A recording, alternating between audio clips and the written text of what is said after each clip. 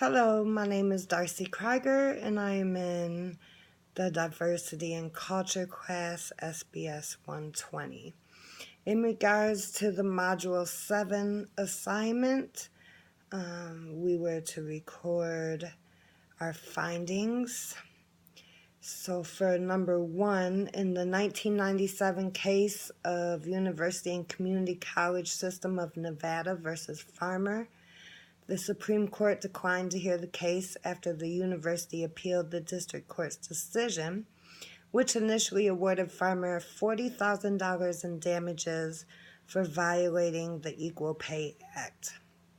Farmer is a white sociology professor who applied for a vacancy at the university. Macabo, who is a black African immigrant, also applied for the position and was granted the position based on his credentials. Both Farmer and Macabo were qualified for the positions. Some say that Macabo was a little more qualified, but the university just implemented a new policy to hire more minorities based on their current percentage of black employees. At the time, it was only 1%. So Farmer was hired approximately a year later. However, her pay was less than Macabo's, who had been with the university for a year at the time of her hire. I defend the position of the Supreme Court. The university may have violated the equal pay law. However, there are extenuating circumstances as well, seeing that Macabo had already been with the university for a year, which means he was entitled to more pay. From a deontological perspective, I defend their ruling based on the Supreme Court taking an approach that it was their duty to uphold the verdict of the district court. It was their obligation. It was the university's obligation to hire more minorities due to the lack of those already employed.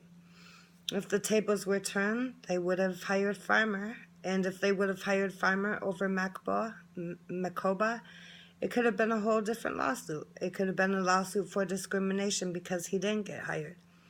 The Supreme Court followed the rules as the deontological approach theorizes, and based on the teleological approach, what was the good outcome based on the Supreme Court's decision? It was good for Farmer that they upheld the district court's decision because it allotted her an award of $40,000 in damages. But it was not good for the university because they lost their appeal.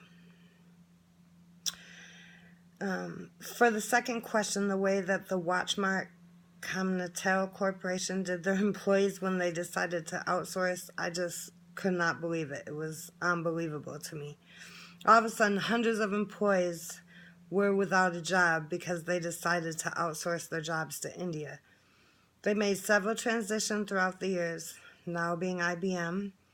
And IBM claims to be an American company because they were founded in the U.S., their headquarters are in the U.S., and they have several facilities in the U.S., but they still outsource most of their jobs to India and other countries.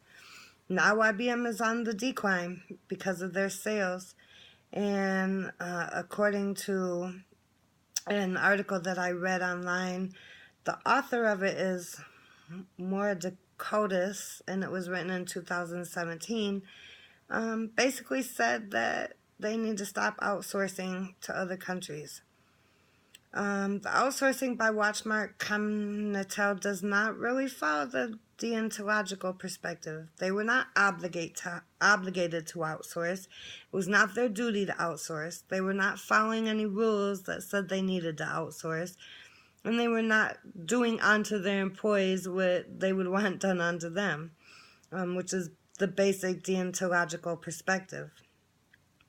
The outsourcing, according to the teleological perspective, sums up that they made the decision to outsource because the outcome would be good for the company.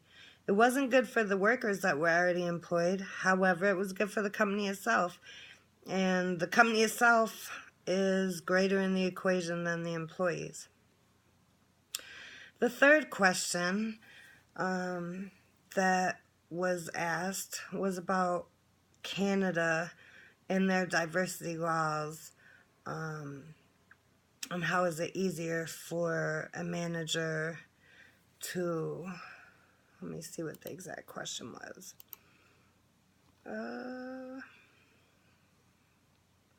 Well, Canada has adopted a diversity law known as the EEA, which is the Employment Equity Act. It was first passed in 1986.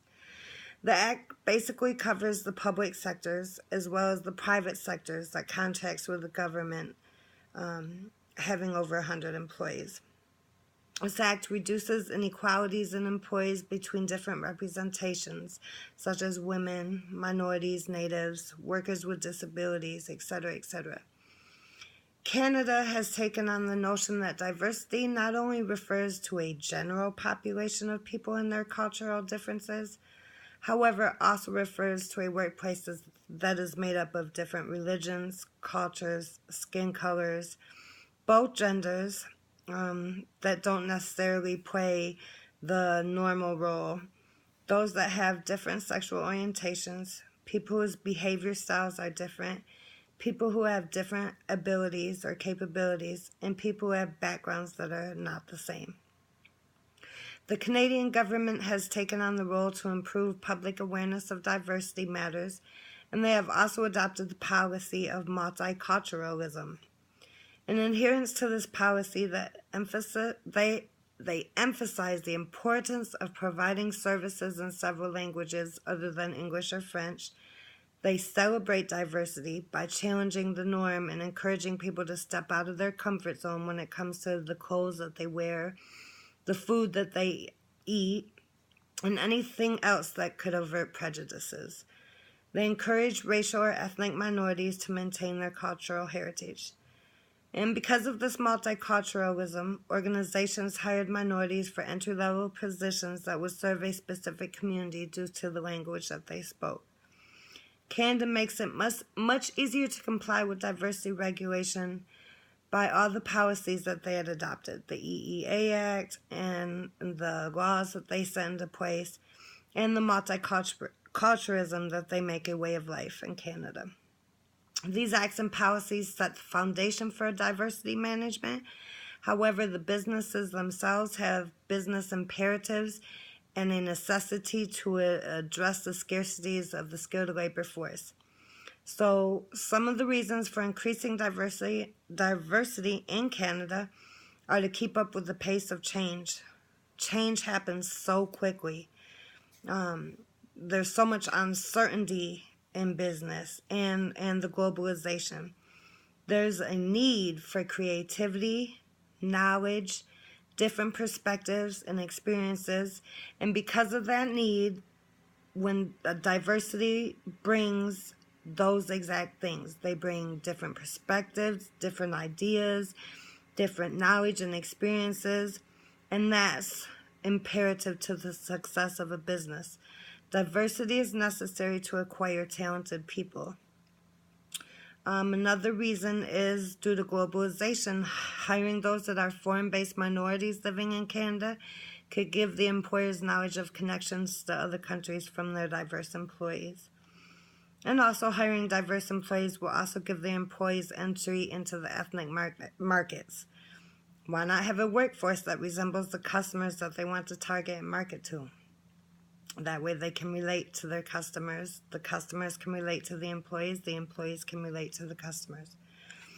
Not only is Canada promoting diversity management, but they also are striving to take on an anti-racism approach by building healthy, inclusive, and anti-discriminatory work environment. That is what's making their businesses successful. So for the last question, we were asked to record from either a magazine or a TV show or whatever. I took my recording from a primetime drama, my absolute favorite. Program is Law & Order SVU. I watched it on Monday from 6 to 10. The network was on USA. It's a cable channel that often plays marathons of Law & Order SVU several times a week. It's a crime drama show. And the character, I observed a few of the characters, but the specific characters was Elliot, or Christopher Maloney is his real name. He's a white male detective. His behavior that I observed is he is aggressive as a detective, loyal as a partner, loving as a husband and father, and dedicated to his work. He treats all the suspects the same, no matter what their race, nationality, gender, religion, sexuality, social classes, whatever. If he believes you're guilty and you're a suspect, he's going to treat you the same and get to the bottom of if you did it or not and try to get a confession out of you. And that's where his aggressiveness comes in. If he believes you're guilty, then he'll try to get a confession by any way, means possible. He can get very aggressive with the suspects, especially those suspected of harming a child. He is determined to get a confession, and sometimes he's to the point where he almost crosses the ethical line, meaning he throws the book out the window and makes his own rules. The other character that I observed is Finn, or Ice-T. He is an African-American detective within the force, and he is almost opposite of Stabler. He pretty much goes by the book, but he's a loyal partner. He's a divorcee with one son who happens to be gay. Finn is compassionate, especially for those that come from the hood and who are caught up in the lifestyle of the streets.